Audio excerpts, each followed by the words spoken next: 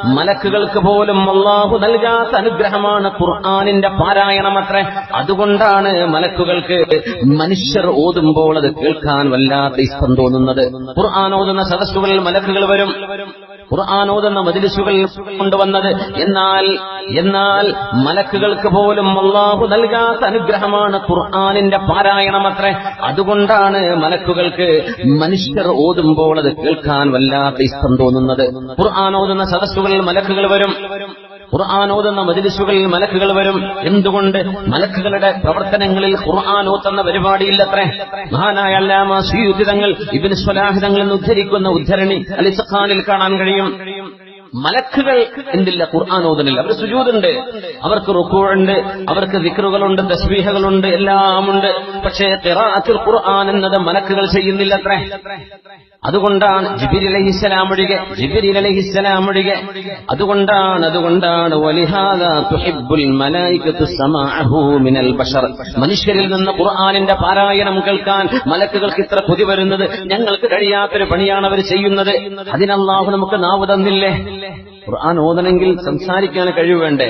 നമ്മുടെ കൊച്ചുമക്കളിൽ സംസാരശേഷിയോ ബുദ്ധിമുട്ടൊക്കെ ഉള്ള മക്കൾ അല്ലാഹു അവർക്കൊക്കെ ശിഫ കൊടുക്കട്ടെ. ചെറിയവർക്കും വലിയവർക്കും അല്ലാഹു ശിഫ കൊടുക്കട്ടെ. അർ-റഹ്മാനു അല്ലമൽ ഖുർആൻ ഖലഖൽ ഇൻസാന അല്ലമഹുൽ ബയാൻ. എത്ര മനോഹരമാണ്! കാരുണ്യവാൻ അർ-റഹ്മാൻ. ശുദ്ധ ഖുർആനിന്റെ ഒരു അധ്യായം. കാരുണ്യവാൻ അല്ലമൽ ഖുർആൻ, ഖുർആൻ പഠിപ്പിക്കാൻ വേണ്ടി ഖലഖൽ ഇൻസാൻ, മനുഷ്യനെ പടച്ചു. ഖുർആൻ പഠിപ്പിക്കാൻ വേണ്ടിയ മനുഷ്യനെ പടച്ചത്. അതുകൊണ്ടാണ് മനുഷ്യനെ പടച്ചത് രണ്ടാമതും പടപ്പിന്റെ ലക്ഷ്യം ആദ്യവും പറയാൻ കാരണം.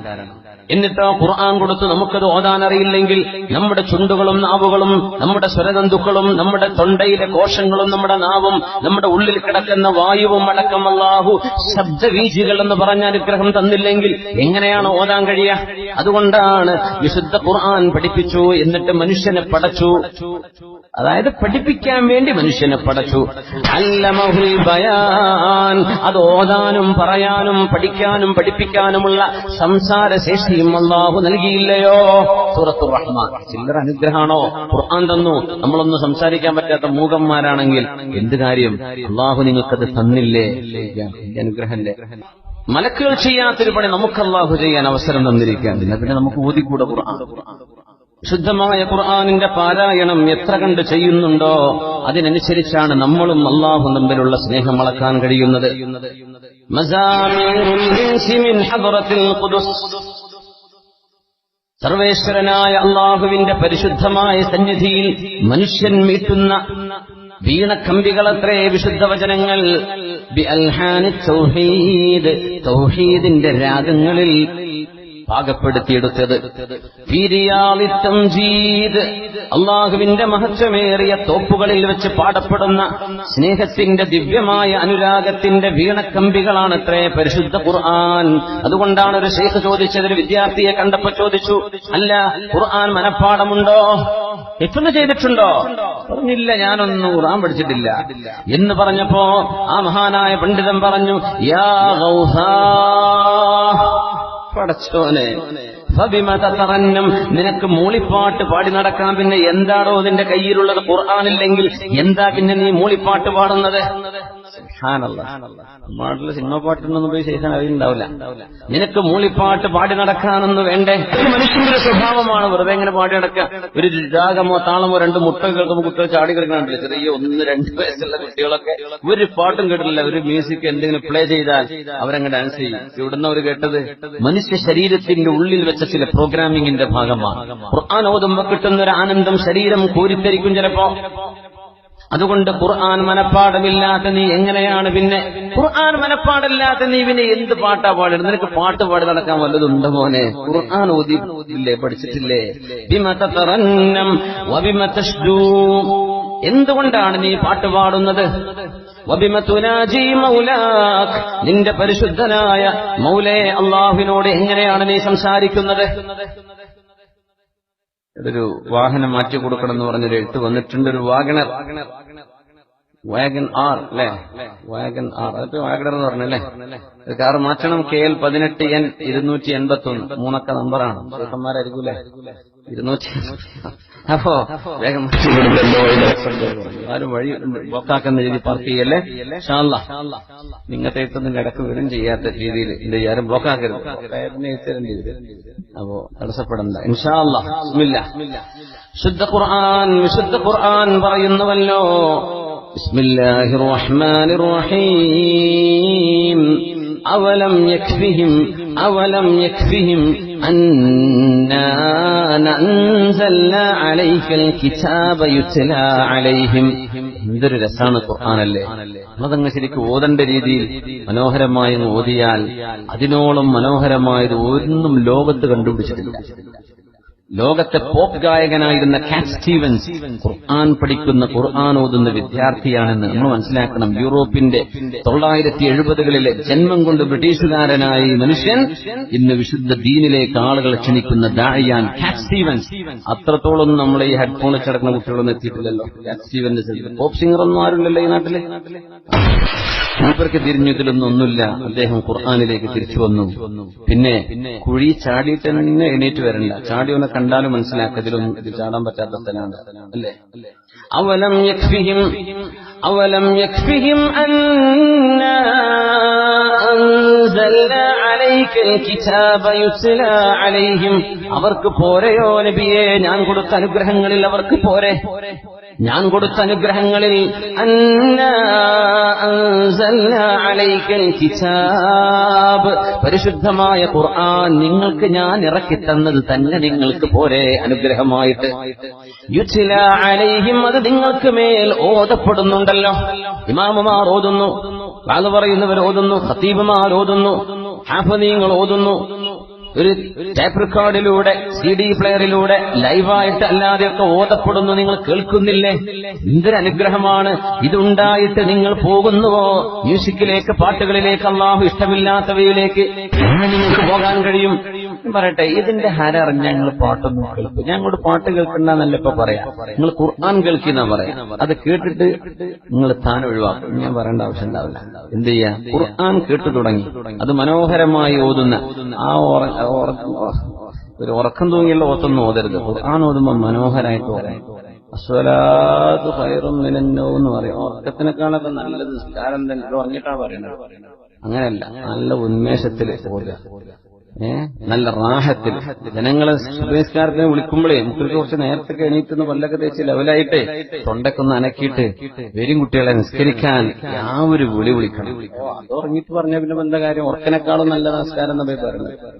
അപ്പൊ അങ്ങനെ ആയിക്കൂടാ. നമ്മൾ ഓതുന്നത് ഒരു ചടങ്ങ് അങ്ങനെ ആവല്ലേ. ഉന്മേഷത്തിൽ മനോഹരമായിട്ട് അങ്ങനെ നിങ്ങൾ കേട്ടു തുടങ്ങിയാൽ നിങ്ങൾ മറ്റെവിടേക്കും പോകില്ല. അള്ളാഹുവിന്റെ ഹദറത്തിന്റെ രസമറിഞ്ഞാൽ നിങ്ങൾക്ക് ദുന്യാവിൽ ഒരു സംവിധായകനോ, ഒരു സംവിധായകനോ, ഒരു സംഗീതജ്ഞനോ ആലപിച്ചതോ, കമ്പോസ് ചെയ്തതോ, ഡിസൈൻ ചെയ്തതോ ആയ ഒരാലാപനത്തിലേക്കും മനുഷ്യന് പാട്ട് ഇഷ്ടമാണെന്നറിയുന്നവനാണ് അള്ളാഹു. അതിന് പകരം റബ്ബ് എന്നതാണ് വിശുദ്ധ ഖുർആൻ. നിങ്ങൾക്ക് പാട്ട് വേണ്ടി വരും, നിങ്ങൾക്ക് മൂളിപ്പാട്ട് വേണ്ടി വരും. അതെന്റെ ഖുർആൻ ഇവിടെ ഇല്ലേ? നിങ്ങൾക്കതുപോലെ. നമ്മളതൊക്കെ ഒഴിവാക്കിപ്പോയ പിന്നെ ആരാധിക്കുക? നമുക്കിനി തിരിച്ചു പോരണ്ടേ അള്ളാഹുവിലേക്ക്? അവലം യക്ഫിഹിം, മനുഷ്യർക്ക് പോരെ നബിയെ? അന്നാ അൻസൽനാ അലൈക്കൽ കിതാബ യുത്ലാ അലൈഹിം, അവർക്ക് മേൽ പാരായണം ചെയ്യപ്പെടുന്ന വിശുദ്ധമായ ഖുർആൻ അവർക്ക് നാം നൽകിയത് തന്നെ പോരെ നബിയെ? എന്റെ ദൃഷ്ടാന്തമായി പടച്ചവനെ കാണുന്നില്ല, എന്റെ കണ്ണുകൊണ്ട് കാണാത്തവനെ ഞാൻ എങ്ങനെയാണ് ആരാധിക്കുക എന്ന് പറയുന്നവർക്ക് എന്റെ ഖുർആൻ അത്ഭുതമല്ലേ? റസൂലുള്ളാഹി സ്വല്ലല്ലാഹു അലൈഹി വസല്ലം തങ്ങൾ പറയുന്നു, ഇന്നല്ലാഹ യർഫഉ ബിഹാദൽ കലാമി അഖ്വാമൻ വയളഉ ബിഹി ആഖരീൻ. വിശുദ്ധ ഖുർആൻ കൊണ്ട് ഒരുപാട് ആളുകൾക്ക് അല്ലാഹു ഉയർച്ച കൊടുക്കും.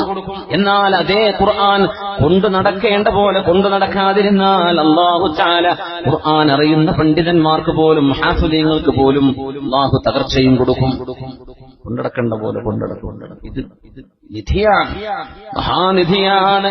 അതുകൊണ്ടാണ് മഹാനായ അഹ്മദ് ബിൻ അബിൽ ഹവാരി റഹ്മഹുല്ലാ ചോദിച്ചത്, ഞാൻ അത്ഭുതപ്പെടുകയാണ്, ഖുർആൻ മനഃപ്പാഠമുള്ള ആളുകൾ എങ്ങനെയാണ് രാത്രിയിൽ ഇങ്ങനെ മുഴുവൻ ഉറങ്ങി തീർക്കുന്നത്, രാത്രി മുഴുവൻ എങ്ങനെയാണ് ഉറങ്ങാൻ കഴിയുന്നത്?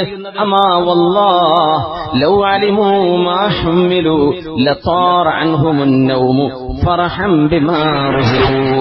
അല്ലാഹുവിനെ തന്നെയാണ് സത്യം, അവരുടെ കയ്യിൽ കിടക്കുന്ന, മനസ്സിൽ കിടക്കുന്ന ഖുർആനിന്റെ മഹത്വം അവർ അറിഞ്ഞിരുന്നുവെങ്കിൽ അവർക്ക് ഉറങ്ങാൻ കഴിയില്ല, ഉറക്കം നഷ്ടപ്പെടും.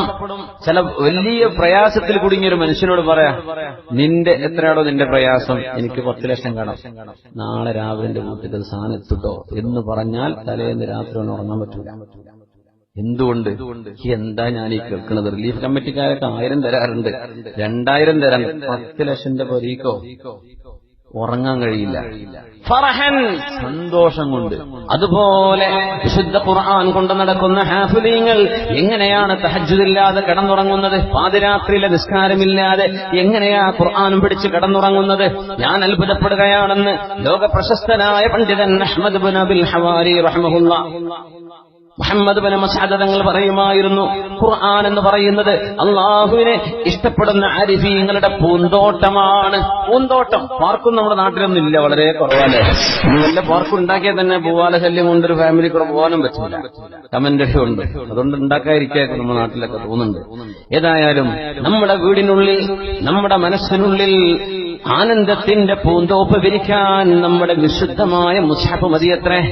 മുസ്ഹഫ് എന്നത് അൽ ഖുർആനു ബുസ്താനുൽ ആരിഫീൻ, ദിവ്യമായ സ്നേഹം അന്വേഷിക്കുന്നവരുടെ മലർവാടിയാണത്രേ, പൂവാടിയാണത്രേ. പൂന്തോപ്പ് വീട്ടിലുണ്ട്. മുസ്ഹഫ് വീട്ടിലുണ്ടായാലേ പൂന്തോപ്പുണ്ട്, എടുത്തിട്ട് നോക്കിയാൽ ഓതുന്ന കിട്ടും. അതൊക്കെ അനുഭവിക്കുന്നവർക്ക് അറിയാൻ പറ്റും ഞാൻ പറയുന്നതിന്റെ ആശയം എന്താണെന്ന്. അല്ലാഹുവേ അല്ലാഹുവേ അല്ലാഹുവേ അല്ലാഹുവേ, ഞങ്ങൾക്ക് നിന്നിലേക്ക് അടുക്കാൻ തൗഫീഖ് തരണമേ. ഖബറിൽ നിന്ന് എഴുന്നേൽക്കുന്ന സമയം മുത്തനബി തങ്ങൾ പറയുന്നു, ഖബറിൽ നിന്ന് എഴുന്നേൽക്കുമ്പോൾ മഹ്ശറയിലേക്ക് ഒരുമിച്ച് കൂടുമ്പോ ഖബറിൽ കിടക്കുന്ന ആളെ സ്വീകരിക്കാൻ ഒരാൾ ഇങ്ങനെ ഖബറിന്റെ അരികത്ത് വന്നു നിൽക്കുമത്രേ, എഴുന്നേറ്റ് നിൽക്കുമ്പോ. സുബ്ഹാനല്ലാഹ്, എയർപോർട്ടിലൊക്കെ വന്നിറങ്ങുമ്പോ കൊണ്ടുപോകാൻ ഒരാൾ നിൽക്കാൻ അത് റാഹത്തല്ലേ?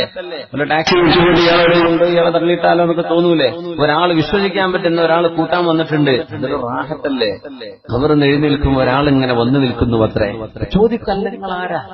നമ്മൾ പരിചയപ്പെട്ടിട്ടില്ലല്ലോ. മൻ അൻസ്, നീ ആരാണെന്ന് ചോദിക്കുമ്പോ ആ വന്നു നിൽക്കുന്ന ആള് പറയും, നിന്റെ പകലന്തിയോളം നിന്നെ ദാഹിപ്പിച്ച ആളാണ് ഞാൻ. നിന്റെ രാത്രിയിലെ ഉറക്കം നഷ്ടപ്പെടുത്തിയവനാണ് ഞാൻ. നമ്മളെ കഥ പറഞ്ഞിരിക്കുന്ന കൂട്ടുകാരെ പറ്റിയല്ലേ പറഞ്ഞത്? ആര്? ഖുർആൻ. ഞാനെന്ന ഖുർആനുമായി പാതിരാത്രി നീ നിസ്കരിച്ചിരുന്നില്ലേ? എന്നെ നീ പകലന്തിയോളം കിട്ടുന്ന സമയമെല്ലാം ഖുർആനോദാൻ ചെലവഴിച്ചില്ലേ? ഇന്ന കുല്ല താജിരിൻ മിൻ വറാഇ തിജാറതി, എല്ലാ കച്ചവടക്കാരനും സ്വന്തം കച്ചവടത്തിൽ നിന്ന് എന്തെങ്കിലും മിച്ചം വേണമെന്ന് ആഗ്രഹിക്കുന്നവരാണ്. വഇന്നിൽ യൗമ ലക മിൻ വറാഇ കുല്ലി തിജാറ, എല്ലാ കച്ചവടക്കാർക്കും കിട്ടുന്ന കച്ചവടത്തെക്കാളും വലിയ ലാഭം ഞാൻ നിനക്ക് വാങ്ങിത്തരാൻ വന്നിരിക്കുകയാണ്. എന്നിട്ട് പറയും, ഇഖ്ബിൽ ബിഹാദിഹിൽ ഖുൽദ്, ഇദാ അനശ്വരമായ അവസാനിക്കാത്ത മരണമില്ലാത്തൊരു ലോകം നിന്റെ കയ്യിലേക്ക് ഞാൻ തരട്ടെ. ഈ സുഖ സൗകര്യങ്ങളാൽ നിറക്കപ്പെട്ട സ്വർഗലോകം തരുന്നു. എന്നിട്ട്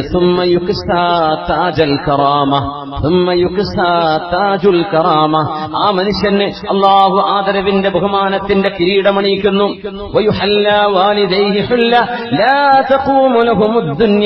ഈ മനുഷ്യന്റെ ഉമ്മയെയും വാപ്പയെയും കൊണ്ടുവരും. അവർക്ക് അല്ലാഹു തആല വളരെ ആദരവിന്റെ വസ്ത്രമണിയിക്കുന്നു. അതിന് പകരം ഈ ലോകം മുഴുവൻ കൊടുത്താലും പകരമാവില്ല. ഉമ്മാക്കും വാപ്പാക്കും മക്കളെ ഹിഫ്ദ് പഠിപ്പിച്ച് വർദ്ധിച്ചത് കിട്ടുന്ന അങ്ങനത്തെ ഉമ്മാക്കും വാപ്പാക്കും ആദരവിന്റെ വസ്ത്രം അല്ലാഹു അണിയിച്ചു കൊടുക്കുന്നു. അല്ലാഹുവേ, മഹാനായ ബിശ്ർ ഇബ്നു സരീർ റളിയല്ലാഹു അൻഹു പറയുമായിരുന്നു, നിങ്ങളുടെ കയ്യിലിരിക്കുന്ന ഖുർആൻ മിസ്ല സമറ, ഒരു പഴം പോലെയാണ്. ഫ്രൂട്ട്സ് ഒക്കെ പോയിസൺ ആയതുകൊണ്ട് ഇപ്പൊ തിന്നാൻ വയ്യ, പേടിയാണ്. മുന്തിരി കാണുമ്പോഴേക്കും പേടിയാ. ഓറഞ്ച് റബ്ബേതിന് സൂചിച്ചിട്ടുണ്ടാവോ? ആപ്പിൾ മധുരം ഉണ്ടെങ്കിൽ മാങ്ങക്ക് മധുരം കൂടുതലായി എന്താ സൂചിച്ചിട്ടുണ്ടാവും? എന്തെങ്കിലും വിഷം വെച്ചിട്ടുണ്ടാവും?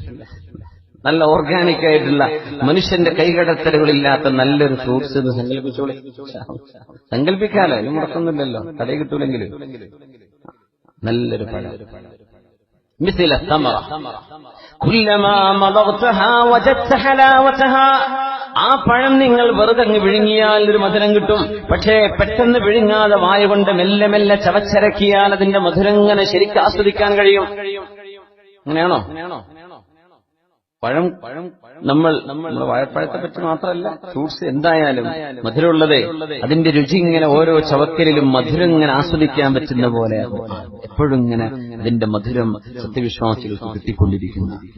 മഹാനായ മാലിക് ഇബ്നു ദീനാർ റളിയല്ലാഹു അൻഹു ആ വാക്യനെ ഉദ്ധരിച്ചുകൊണ്ട് പറയുകയാണ്. മഹാനായ ബിശ്ർ ഇബ്നു ശരീയുടെ വാക്യനെ ഉദ്ധരിച്ചുകൊണ്ട് പറഞ്ഞു, ഒരു കാലത്ത് നമ്മളൊക്കെ ഖുർആൻ ഓതുന്നത് മറ്റൊരു രീതിയിൽ, ഇന്നത്തെ ഖുർആനോത്ത് വേറെ രീതിയിൽ. മഹാനവർകൾ പറയാൻ, മഹാനായ മാലിക് ഇബ്നു ദീനാർ തങ്ങൾ പറയുന്നു, ഇന്ന് ഖുർആൻ ഓതുന്നവരെ ആ സൂറത്തിന്റെ അവസാനം എപ്പോഴാ എത്തുകയെന്നാ നോക്കണത്. സുബ്ഹാനല്ലാഹ്, നമ്മൾ ഇത് എപ്പോഴാ തീരാ, ഇത് മറിച്ചു, ഇത് എത്ര പേജുണ്ട് പഠിച്ചോനെ, ഇത് എപ്പോഴാ തീരാ. ഇന്ന് ഖുർആൻ ഓതുന്നത് അങ്ങനെയാണ്. മഹാനവർകൾ പറയാം, അങ്ങനെ തന്നെ എല്ലാ ആണുങ്ങളെ പെണ്ണുങ്ങളെ ആലോചിച്ച് നോക്കി. ഖുർആൻ ഒരു സൂറത്ത് എടുക്കുമ്പോഴേ എത്ര പേജ്, അത് 20. ഞാൻ ഇന്നാത്തിനായിക്കോട്ടെ, 20.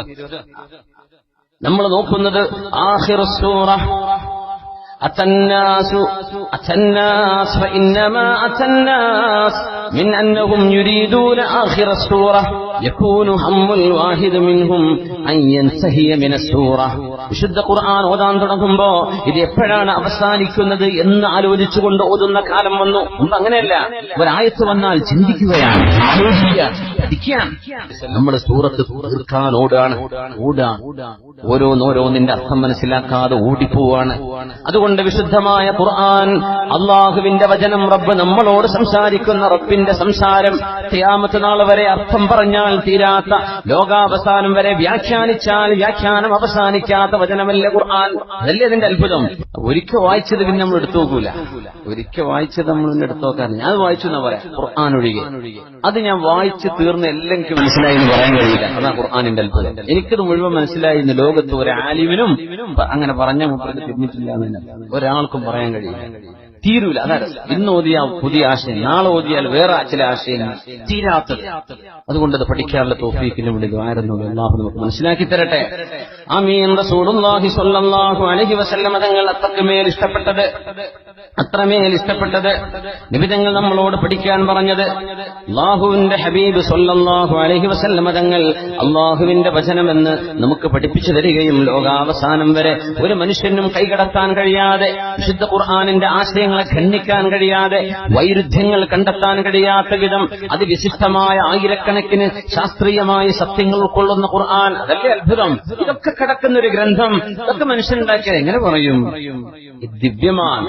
ഇതുപോലെ അത്ഭുതമായിട്ട്. അതുകൊണ്ട് മൻ സറഹു, ആർക്കെങ്കിലും അല്ലാഹും അവന്റെ റസൂലും അവനെ സ്നേഹിക്കുന്നുണ്ടോ എന്നറിയാൻ ആഗ്രഹമുണ്ടെങ്കിൽ ഫൽയൻദുർ ഫിൽ മുസ്ഹഫ്, മുസ്ഹഫിലേക്ക് നോക്കട്ടെ, ഖുർആനുമായുള്ള ബന്ധം എത്രയാണെന്ന് നോക്കട്ടെ എന്ന് പറഞ്ഞു വിശുദ്ധ റസൂലുള്ളാഹി സ്വല്ലല്ലാഹു അലൈഹി വസല്ലം. ഇതാണ് അല്ലാഹുവിലേക്ക് അടുക്കാനുള്ള ഒരു വഴി, വിശുദ്ധ ഖുർആനിന്റെ പാരായണം.